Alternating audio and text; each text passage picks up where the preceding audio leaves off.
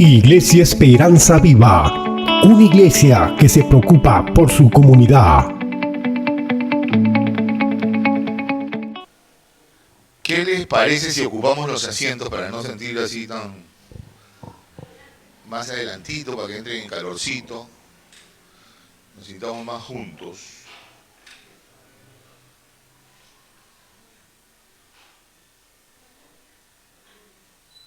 Acercaos, acercaos, por favor, acercaos.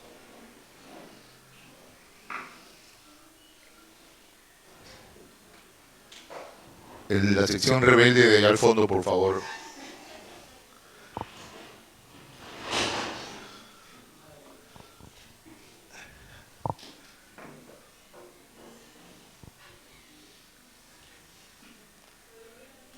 Justo hoy día vamos a hablar de la rebeldía. Increíble, increíble, hoy día vamos a hablar de la rebeldía.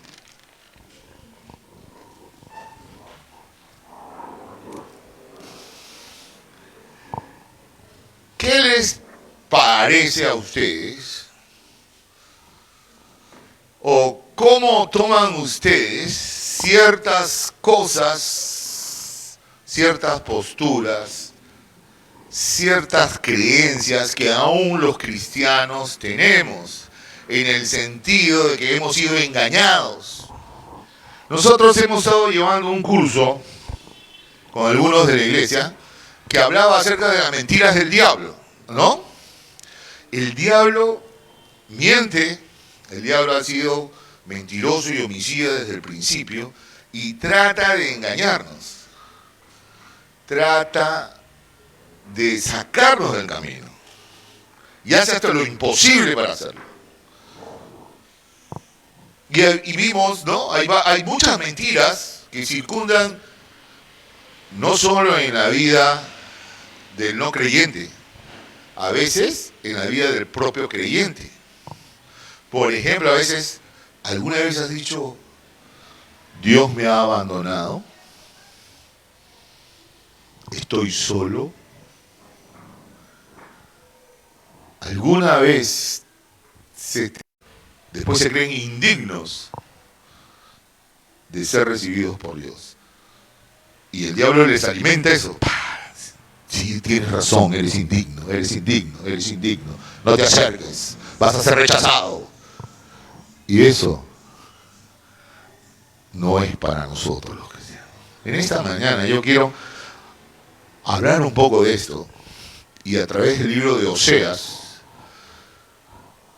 reafirmar cuál es la verdadera voluntad de Dios para sus hijos. Dijimos que el creer que todo lo podemos, el creer que nosotros tenemos el control, nos lleva a descontrolarnos. Y es verdad. Hay dos situaciones. Puede ser una positiva, en la cual tú agarras y dices, yo puedo, yo soy capaz, y comienzas a lograr cosas, y comienzas a, entre comillas, a progresar, a obtener cosas del mundo. Pero ¿sabes dónde vas a caer? Vas a caer en la soberbia, vas a caer en el orgullo, vas a caer en el creer que no necesitas a Dios. Y esa es cuestión del diablo también. Él se encarga de eso, justamente de meterte ese tipo de ideas para que tú te alejes de Dios. Esa podría ser de una manera positiva, entre comillas, porque el fin también es malo, porque el orgullo es malo. La no dependencia de Dios es terrible, el no reconocimiento de Dios, el no tener conciencia de Dios es terrible. Porque eso va a impedir que tú jamás clames a Dios. Pero esa autosuficiencia también puede ir al otro lado. Como tú tienes el control, comienzas a experimentar muchas cosas y te vas degradando y vas llegando a un mundo perverso. Comienzas a hacer cosas extremadamente malas, negativamente ante los ojos de cualquiera, del creyente o del no creyente, y te pierdes. Como la droga, por ejemplo. Un ejemplo. Yo he hablado con un montón de drogadictos y todo empezó tomándose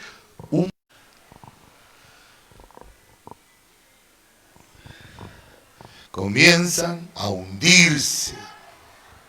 La puerta se abre a la perdición. Comienzan a cometer actos increíbles.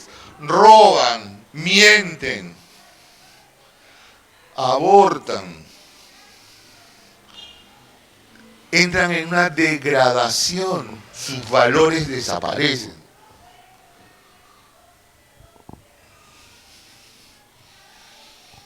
Y así también es el pecado en la vida de cualquier ser humano. Empieza con una cosita, con una ventanita. Tú abres la puertita, algo chiquitito, y comienzas a meterte en ese mundo y comienzas a degradarte. Los parámetros que tú te pones, porque todos tenemos parámetros, y caminamos por esos parámetros, ¿sí o no? Los de algunos será así, hay otros que el parámetro es así. Te das licitud, te permites hacer ciertas cositas. Estamos libres en Cristo, yo lo sé. Pero la palabra dice que nuestra libertad no sea ocasión para caer en el libertinaje. Y a veces caemos en ese libertinaje. ¿Por qué? Porque nuestros parámetros no son los parámetros de Dios, sino son los parámetros que tú te has puesto. O sea, tú has considerado que esto no está mal. Mentir no está mal. Siempre que sea por una buena causa, está bien. Meter la uña en el trabajo. Te dan viáticos por 50 soles para que comas. Tú comes 25 y ¿qué haces? Por favor, una factura por 50. Y tú para ti está bien y es normal. ¿Y tus parámetros? Y así comienza el pecado a entrar en ti. Y poco a poco te vas ahondando en él. Y lo que empezó con algo chiquitito se convierte en un hueco de este tamaño. A decir que todo está controlado, pero no, nada está controlado. Estamos hundiéndonos. ¿Y qué pasa? Esa autosuficiencia nos lleva a la otra situación a la que caemos de mentira del diablo, a decir, has pecado tanto que Dios ya no te perdona. Has hecho cosas tan terribles que ya Dios no te va a perdonar. Un engaño que te lleva al otro engaño. En esta mañana, miren, esta es la introducción. En esta mañana vamos a través del libro de Oseas, a llegar a la convicción de que no hay autosuficiencia entre nosotros, que no somos capaces de guiar nuestros propios destinos, que siempre vamos a denigrarnos más y que, a pesar de lo que hagamos, Dios siempre te dará la oportunidad de regresar a Él. Siempre. Vamos a leer el libro de Oseas. No les voy a decir todavía en qué capítulo nos vamos a basar, pero vamos a tomar el día del libro de Oseas y quiero hacerle un pequeño recuento de lo que trata este libro, porque es un libro que no conocemos muchos. Oseas, después de Daniel. Después del libro de Daniel está Oseas, que es el primero de los profetas menores. ¿Por qué se habla de profetas menores? Porque simplemente sus escritos no son tan grandes como los otros profetas mayores que tienen un montón. No porque sean menos importantes. Oseas fue un profeta, ¿qué era un profeta? El que hablaba en el nombre de Dios. ¿En qué tiempo se desarrolló Oseas? Cuando en Judá, recuerden que habían dos reinos, el reino de Judá y el reino de Israel. Mientras en Judá reinaron Usías, Jotam, Acaz y Ezequías, o sea, 4 reyes. Oseas fue contemporáneo de esos reyes de Judá. pero de Israel solamente fue contemporáneo de un rey, Jeroboam II.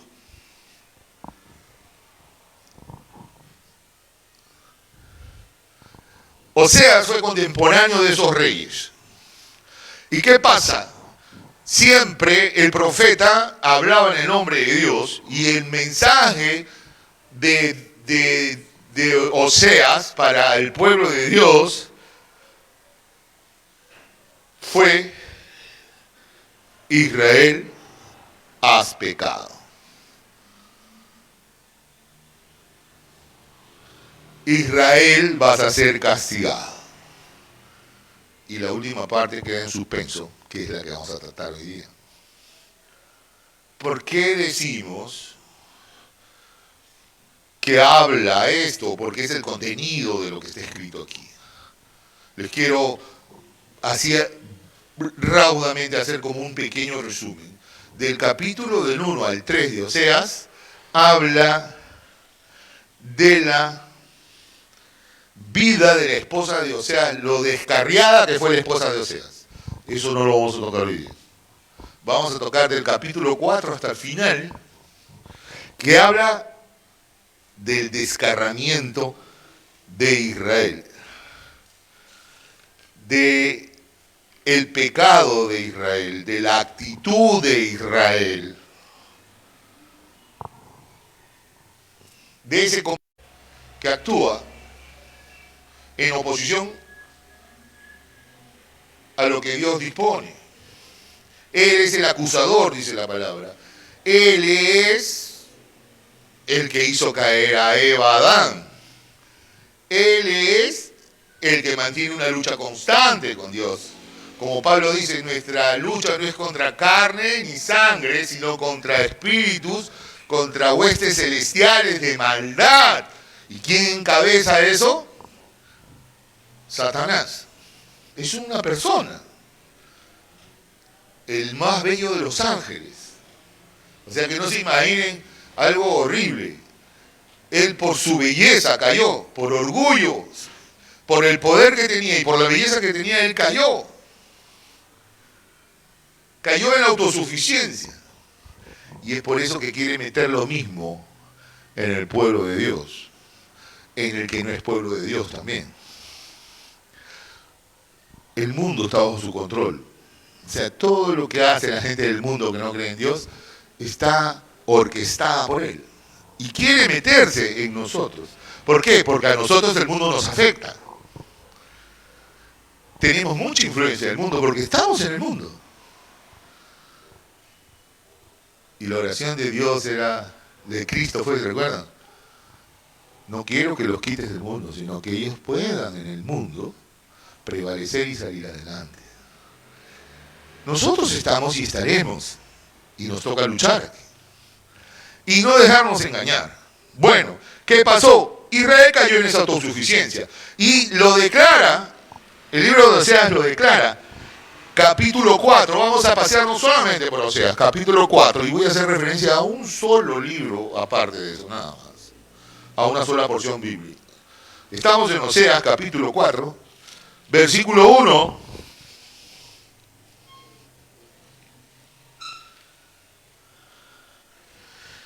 Oíd palabra de Jehová, hijos de Israel. Está hablando Dios a través de Oseas. Porque Jehová contiende con los moradores de la tierra, porque no hay verdad, ni misericordia, ni conocimiento de Dios en la tierra. Perjurar, mentir, matar, hurtar y adulterar prevalecen, y homicidio tras homicidio se suceden. El mundo estaba, Israel, que era de Dios, supuestamente, no estamos hablando de países gentiles, estamos hablando del pueblo de Dios, lo que está haciendo el pueblo de Dios. En el versículo, estamos en el 4, ahora vamos al 6. Mi pueblo fue destruido, o sea, mi pueblo está decadente, mi pueblo ha perdido el temor a Dios. ¿Por qué? Dice, porque le faltó conocimiento. Por cuanto desechaste el conocimiento, yo te echaré del sacerdocio. Y porque olvidaste la ley de tu Dios, también yo me olvidaré de tus hijos. ¿Qué está pasando? Dios está declarando, el pueblo está en pecado. Y la culpa es porque no lo han instruido bien. No le han enseñado. Los sacerdotes, los encargados, los líderes espirituales no están haciendo su trabajo.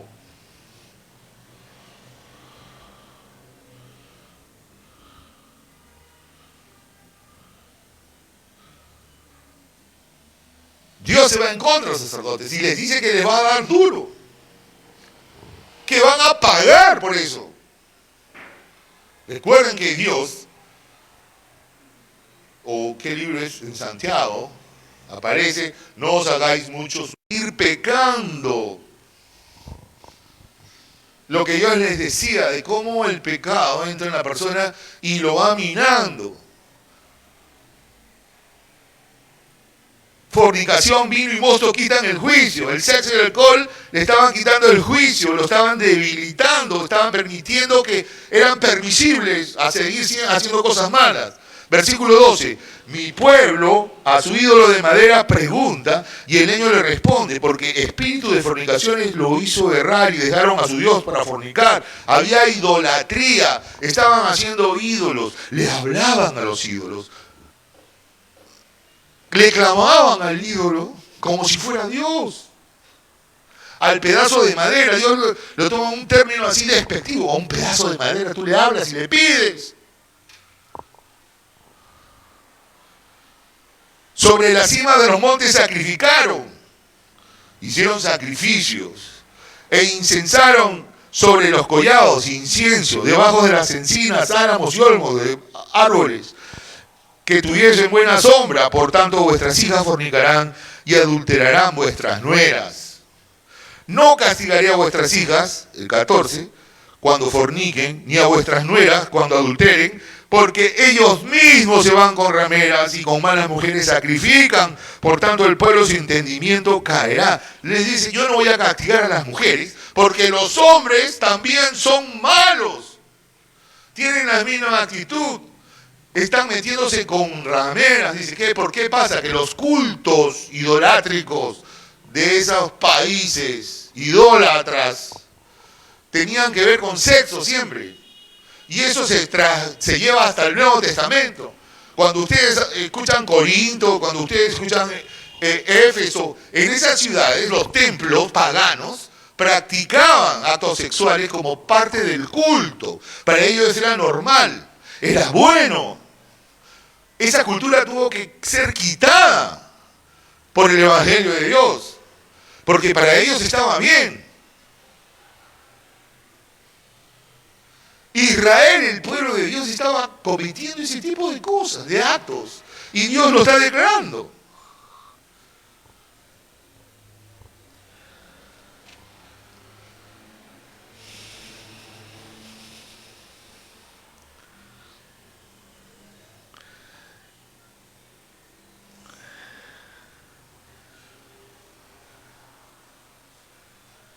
Era un pueblo insensible.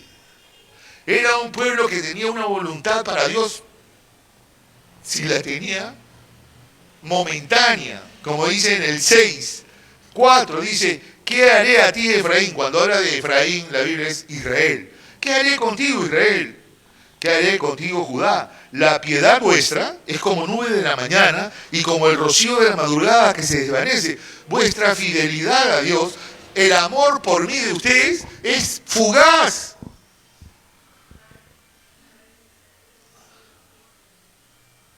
Es el decir te quiero de palabritas, no con profundidad. El 7 dice, mas ellos, cual Adán, traspasaron el pacto y allí prevaricaron contra mí. Esto, como Adán pecó, como Adán rompió mi pacto, ustedes lo están rompiendo también. Dios le está diciendo eso a Israel.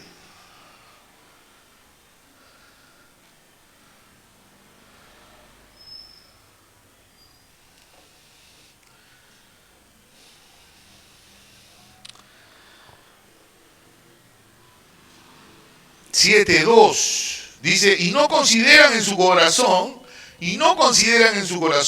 que tengo en memoria toda su maldad. Ahora les rodearán sus obras delante de mí están. ¿Qué dice ahí? Algo muy sencillo. Está diciendo, ustedes actúan como si yo no los viera. Ustedes creen que yo no los veo. Ustedes creen que me pueden engañar. Hacen sus cochinadas con toda la libertad y piensan que yo no lo veo. Que yo no me acuerdo, que yo no soy consciente, que yo no tomaré en cuenta eso.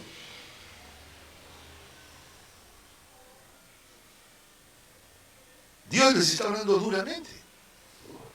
Dios los está sacando al fresco. Dios les está poniendo en evidencia que está mal. Están permitiendo que el pecado los consuma. Están llegando a ser abominables.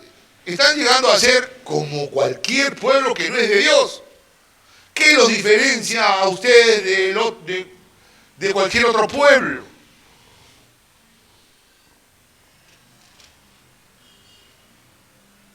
Y el 9:9 es el clímax. Llegaron hasta lo más bajo en su corrupción, como en los días de Gabaá. Y ahí comenzó el cuestionamiento propio del que está investigando y está estudiándola. ¿Qué pasó en Gabaá? Yo les voy a cortar la historia. Eso se encuentra en Jueces 19 y abarca 30 versículos, pero vamos a hacer un resumen. Está en Jueces 19.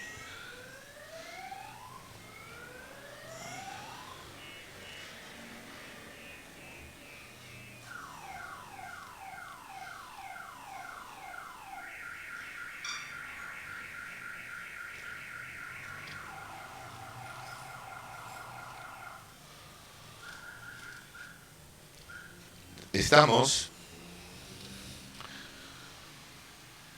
el levita y su concubina.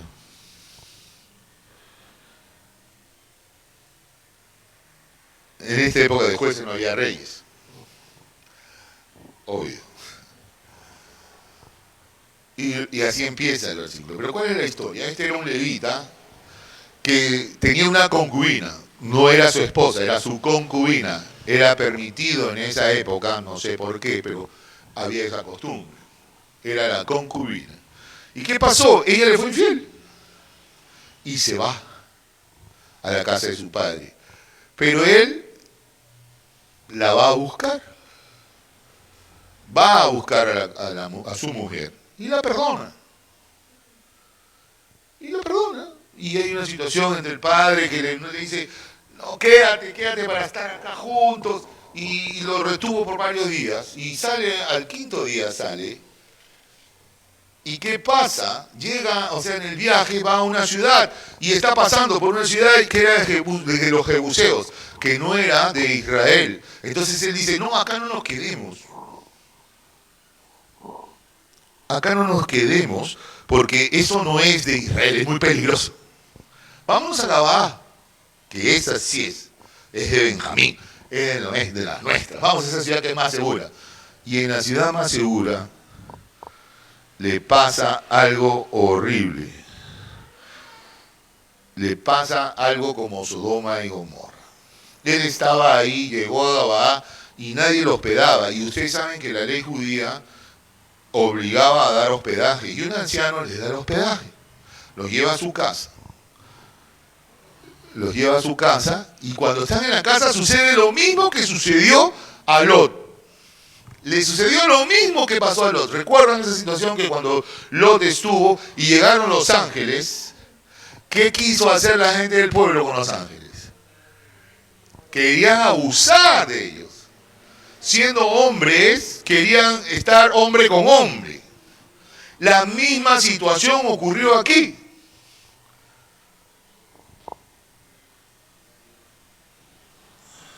Dice en el 19-22, pero cuando estaban gozosos, o sea, el anciano, la concubina, el levita, hospedados ya, dice, he aquí que los hombres de aquella ciudad, hombres perversos, rodearon la casa golpeando la puerta y hablaron al anciano dueño de la casa diciendo, saca al hombre que ha entrado en tu casa para que lo conozcamos. Ese conocer implica sexo. ¿Recuerdan cuando María en el Evangelio dice, y María no le conoció hasta que dio a luz a su hijo primogénito? Es la misma situación. Para que le conozcamos, para tener relaciones sexuales.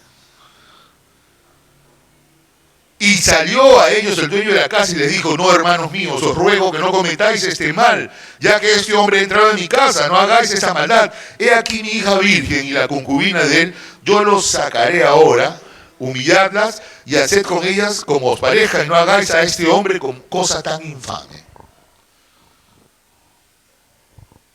El mismo Lot que le dijo, no, con los ángeles no, tomen a mis hijas, si quieren hacer esa perversidad, tomen a mis hijas. Por la ley de hospitalidad que caía sobre los judíos, porque eran responsables de sus huéspedes. ¿Y qué pasó?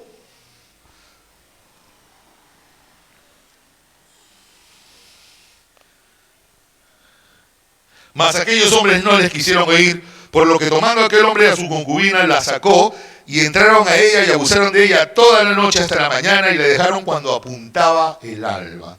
Y cuando ya amanecía, vino la mujer y cayó delante de la puerta de la casa de aquel hombre donde su señor estaba hasta que fue de día.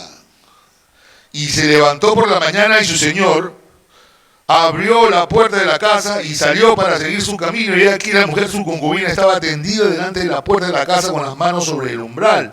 Él le dijo, levántate y vámonos. Pero ella no respondió.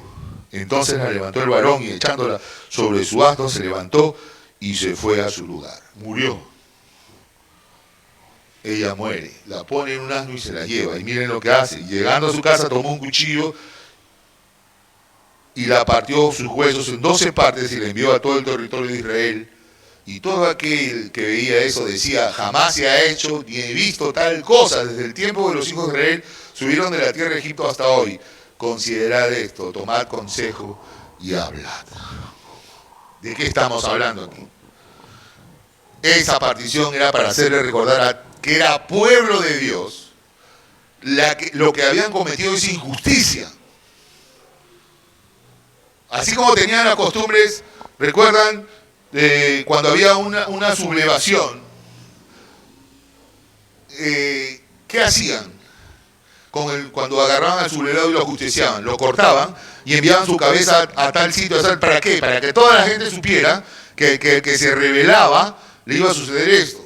En este caso él hizo eso para que vieran la maldad que había sido hecha en el pueblo de Dios. Estamos hablando de tribus de Dios que habían abusado, que habían pretendido hacer cosas inmorales y después mataron a una mujer, abusaron de ella hasta llevarla a la muerte.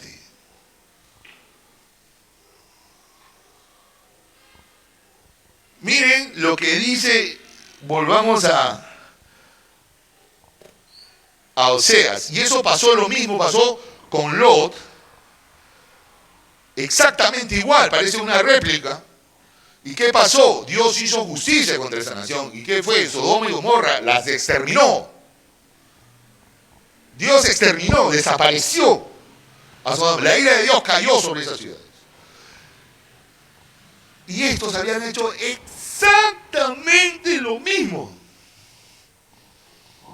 Exactamente lo mismo hicieron.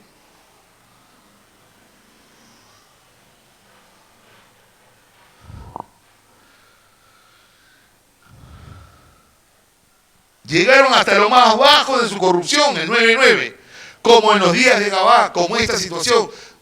Ustedes, Israel, han llegado a ser tan malos que han llegado a la perversidad de Sodoma y Gomorra. No es otra palabra.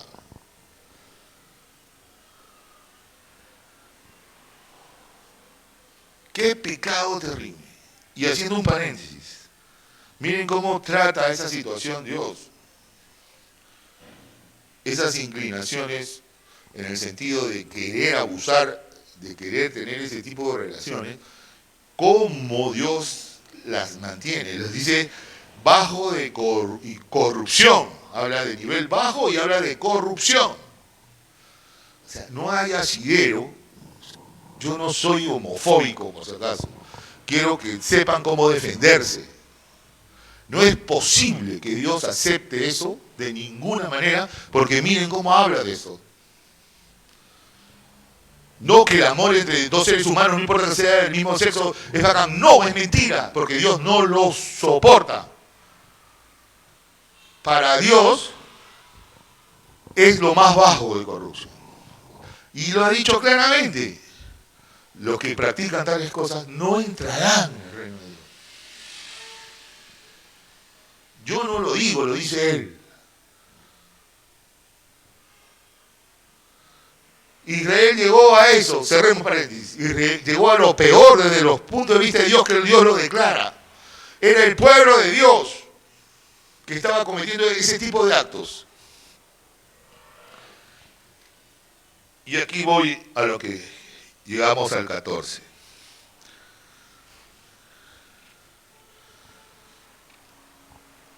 Del 1 al 9. Dice, vuelve, oh Israel, a Jehová tu Dios, porque por tu pecado has caído. Miren, Dios lo llama a Israel.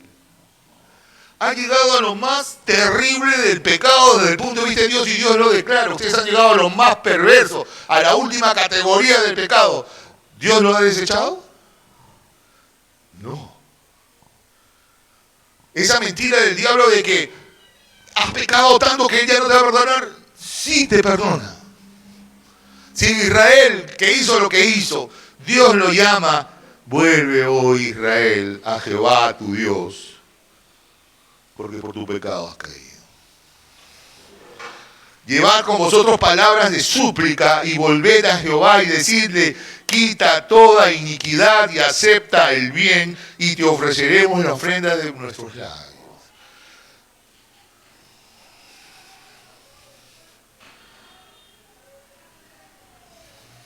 ¿Qué le está diciendo? Israel, tú estás en pecado. Ponte a cuenta. Reanuda tu relación conmigo. Arrepiéntete.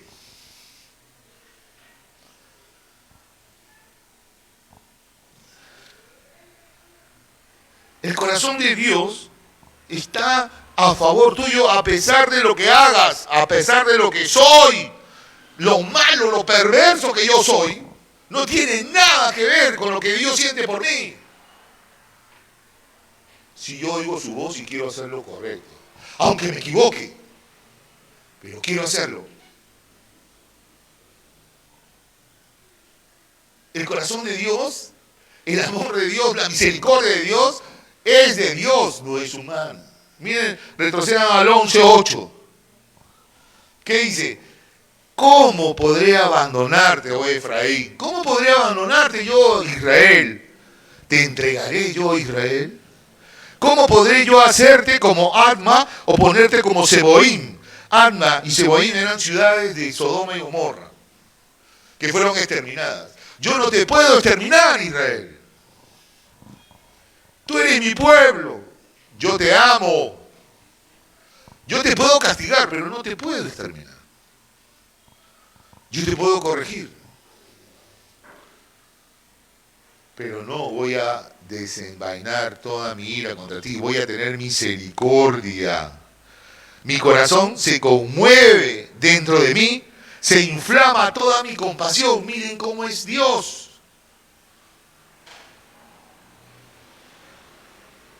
Tú y yo somos humanos y tenemos sentimientos que cuando nos presionan y nos arrinconan pueden ser perversos, pueden tener reacciones irracionales, pero Dios no.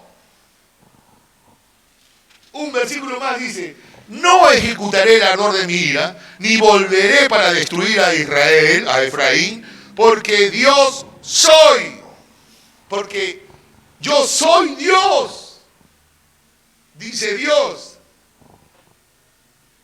y no hombre. Yo no tengo esa perversidad que ustedes tienen. El santo en medio de ti, yo soy santo. Yo no puedo actuar mal y no lo voy a destruir.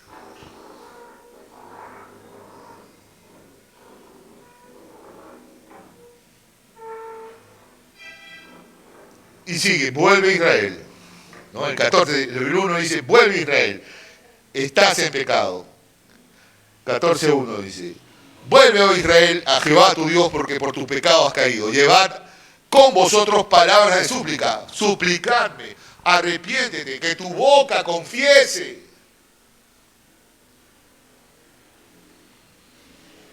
Yo no sé cómo estás. De repente estás alejado de Dios. De repente el pecado está minando tu vida. De repente estás llevando una vida oculta. Tus parámetros están muy amplios. Estás cometiendo errores de repente. Yo no lo sé. Pero ¿qué dice? Dios, a mí no me vas a engañar. Yo te estoy viendo. Israel actuaba como si Dios no lo viera. Dios lo ve, te estoy diciendo. Dios te dice, yo te estoy viendo. Y esta mañana Dios te está diciendo a ti, por si acaso yo te estoy viendo. Cuida tus parámetros. Porque tu perversidad puede llegar al extremo. O positivo o negativo, como le dije al principio. El pecado puede minar tu vida y contaminarte de tal forma que vas a llegar a un comportamiento obsceno, depravado, intolerable por Dios. Porque a eso te lleva el dejar la puerta abierta. Dios te dice, estás en pecado, ponte a cuenta, reanuda, arrepiéntete, suplica, pide limpieza. Dice, decirle, quita toda iniquidad, límpiame, Señor. Te ofreceremos ofrenda de nuestros labios y reconoceremos quién ha sido bueno con nosotros. 3. No nos librará el asirio, no montaremos en caballos, ni nunca más diremos a la obra de nuestras manos, dioses nuestros. ¿Qué pasaba? Israel estaba haciendo alianzas, Israel estaba buscando en su libertad, en su autosuficiencia, en su independencia. En vez de buscar la protección de Dios, estaba buscando la protección de los pueblos poderosos, entre comillas. Hacía pactos con Asiria, hacía pactos con Egipto. Entonces, en ese arrepentimiento Dios le dice, Israel, tú tienes que decir esto. No nos librará el asirio. Yo ya no voy a hacer pactos con ninguna nación. Nunca más diremos a las obras de nuestras manos, los ídolos, dioses nuestros, porque tú eres el misericordioso.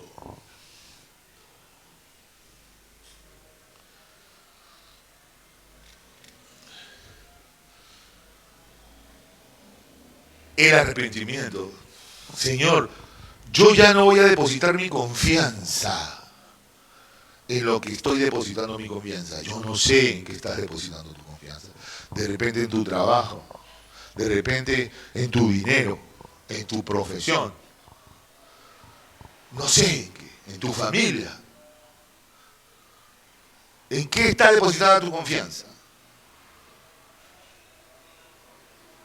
Dios le está diciendo, no confíes en nada más que en mí.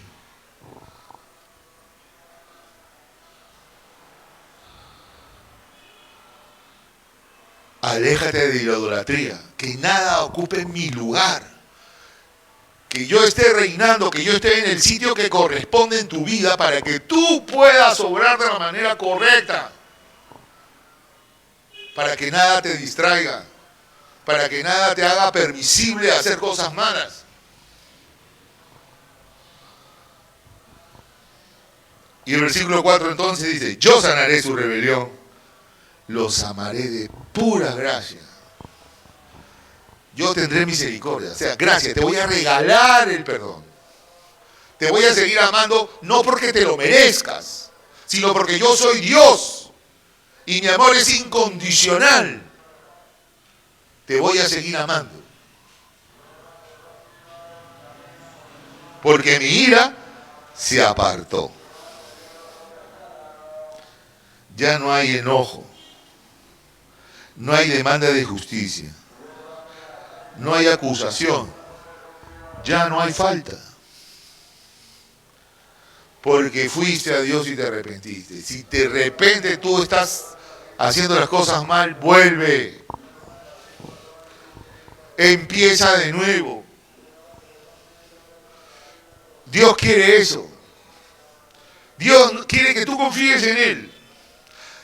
Dios no quiere que tú confíes en cualquier otra cosa, que no pongas tu corazón en lo que te va a llevar a actuar. Porque cuando tú pones tu confianza en otra cosa que no sea Dios, eso te va a llevar a actuar. Eso que tú tienes en el primer lugar en tu corazón te va a llevar a cometer acciones, justas o injustas. Pero eso te va a llevar a actuar. Dios quiere que tú pongas en tu corazón a Él, para que puedas actuar conforme a su voluntad.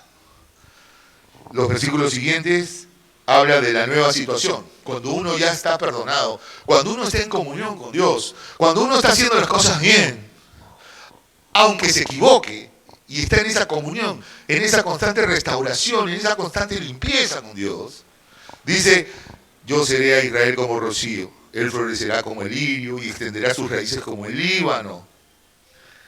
Se extenderán sus ramas y será su gloria como la del olivo y perfumará como el Líbano. Olor fragante. Volverán y se sentarán bajo su sombra. ¿Bajo su sombra de quién? Su sombra de Dios, al abrigo del Altísimo. Como la canción, bajo su sombra quiero habitar, que hemos cantado hoy día. Esa es la condición del que está en comunión con Dios. Israel dirá: ¿qué más tendré ya con los ídolos? Yo lo oiré, las oraciones serán escuchadas y miraré, y yo seré a él como la haya verde. De mí será hallado tu fruto. Una nueva condición. La restauración, el arrepentimiento, el volver a Dios, te regresa a la situación. Como el hijo pródigo, ¿recuerdan? Que él se sentía indigno también, ¿recuerdan? Estaba con los chanchos, comiendo con los chanchos, y recuerda, en la casa de mi padre hay harta comida. Voy a volver a mi padre, pero ya no voy a volver como hijo. No se sentía digno. Yo ya no voy a volver como hijo, voy a volver como un peón. ¿Y qué hizo el padre? Traigan el manto, traigan el anillo. Mi hijo ha vuelto. Lo restauró. Como si no hubiera pasado nada. Seguía siendo su hijo amado. Eso es lo que quiere Dios para ti si tú estás chueco hoy día. Si tú te has alejado de Él, vuelve. Acorta tus parámetros. Límpiate del pecado. No, límpiate, no te autolimpies. Pídele a Dios que te limpie del pecado. Comienza a confiar en Él. Y Él te va a restaurar. El gozo, la paz, la esperanza, la confianza volverán. Y tu vida será agradable. Termina este versículo y dice: ¿quién es sabio para que entienda esto y prudente para que lo sepa? Porque los caminos de Jehová son rectos y los justos andarán por ellos, mas los rebeldes caerán en ellos. Muy sencillo. En esta mañana o continúas caído o te levantas. Tú decides. El Señor nos ha hablado clarito. La autosuficiencia te lleva siempre a la separación de Dios.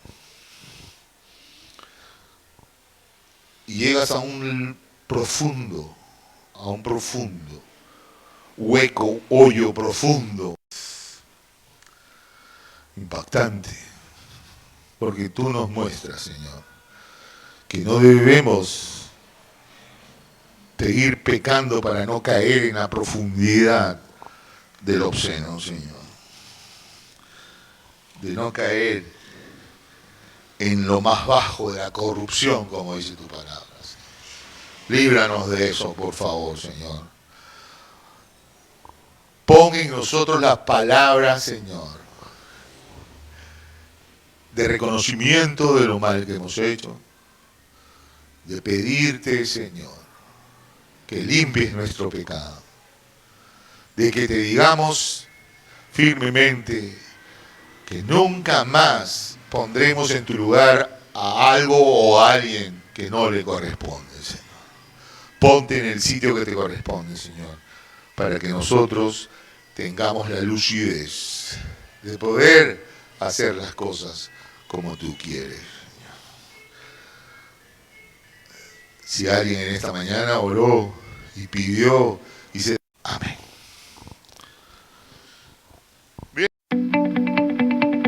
Iglesia Esperanza Viva, una iglesia que se preocupa por su comunidad.